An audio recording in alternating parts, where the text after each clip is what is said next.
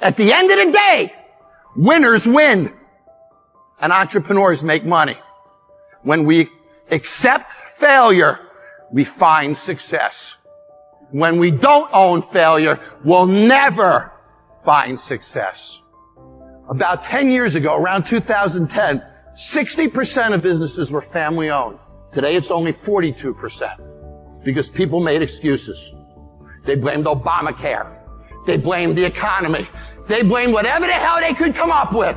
But how many people during those years started businesses and became millionaires? Every one of those excuses was bullshit. Every single one. He or she who creates the best reaction wins. And that's what we have to get good at, is we have to understand how to cause people to react. If you own your failure, you'll own your success. So what is personal growth? You know, I think about entrepreneurship. Some of us are in this to do social good and make money. Some of us are into this for political causes and make money. Some of us are just here to make money. But we all have different motivations. So we all define growth differently. Could be a bigger house, a bigger car, whatever it is, we all define it differently. But what is common about growth? Benjamin Franklin. If you do tomorrow what you did today, you will get tomorrow what you got today. That is the definition of not growing. Every day, every hour. How do we find those resources? How do we find the energy, the knowledge to do that? That's what I want to talk about. If you do it the same tomorrow, there's no growth. If you attain the same result tomorrow, there's no growth. So how do we get better? Everybody will talk to you about success. The practices of success, principles of success, blocks of success, platforms of success, steps of success. Every freaking word they can think of, they will put before of success.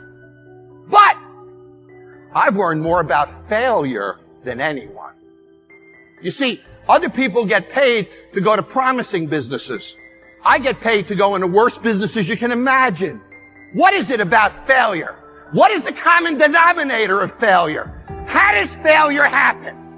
I've learned the walk of failure, the talk of failure, the words of failure, the facial expressions of failure, and I finally landed on the common denominator of failure. The one thing that resides within every failure that could ever exist. And it took me about 130 episodes to figure it out. So, what is the common denominator of failure? Why are you failing? You never say because of me. Oh, it's the competition. It's the economy. It's the president. It's Congress. A few weeks ago, somebody told me it's Greece in California. The euro is taking them down. So, if you wake up tomorrow morning and blame your failure on someone or something else, you have no reason to change, do you? It's that son of a bitch's fault. Son of a gun!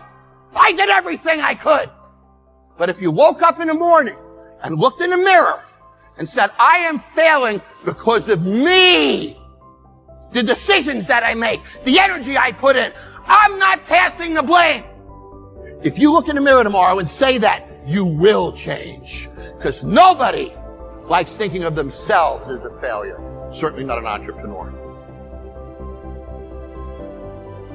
I was on CNN calling the crash of 2008. I said, Lehman's going down. You can check it out. I said to Wolf Blitzer, Lehman's going down. And he goes, oh! And he got kind of flustered because they're not allowed to say something. And we had Gene Chatsky, who represents Wall Street, you know, the mutual funds and the 401k guys. They don't want what we know out there. So that's why fake is fake money, fake teachers, fake assets. And the asset part, you know where that comes from. It's the City of London, Wall Street, derivatives markets, LTCM, long-term capital management records. And all of us that know are kind of getting out. That's why I love Jim Rickards. I had dinner with him the other night. That's why we're talking. This is what's really going on. But our school system will never tell us because they're part of us. Fake money, fake teachers, fake actors. They're all one scenario. And that's what Bucky Fuller kind of inspired me to do back in '83. He says, you know something. What do you know? Share it. What does God want done? Or as Martin Luther King says, I just want to do God's will. So what drives me on is my health is not the best, but the will, the spirit keeps me. A lot of people get financial advice from outsiders. If maybe a financial planner or a stockbroker or a real estate broker, but they're not on the inside of the deal. And one of the reasons I like being an entrepreneur and being a real estate guy is I'm always trading from the inside. I know the deal. I'm part of the deal. I am the deal, But the average person who buys like stocks, bonds, mutual funds, ETFs, and saves money, they're outsiders. They have no idea what's going on between them and the real world, inside. So Jim Rickards and Naomi Prince, they were, Jim was with CIA, long-term capital management, Pentagon, and they're the inside of what's going on with money. Naomi Prince was with Solomon and Lehman Brothers and Goldman Sachs. They're insiders. And I was this little guy on the outside trying to figure out what are those guys doing? How are it's almost like, what's the wizard doing? How is the wizard pulling these handles and all this? And we're all outside jumping around doing this. They tell us, you should save money. Okay, I'll save money. You should buy stocks. Okay, I'll buy stocks. You should put some money in the fund. Yeah. I said, there's a wizard in there. I wonder who that wizard is. Being an entrepreneur, I was in the rock and roll industry. And back in the 80s, I started studying with a man named Dr. R. Buckminster Fuller, best known for the geodesic dome. So in '67, I hitchhiked from New York City to Montreal, Canada, to see Expo 67. And Buckminster Fuller's dome was the U.S. pavilion there. So Expo 67 was the World's Fair on the Future, and Fuller was a futurist.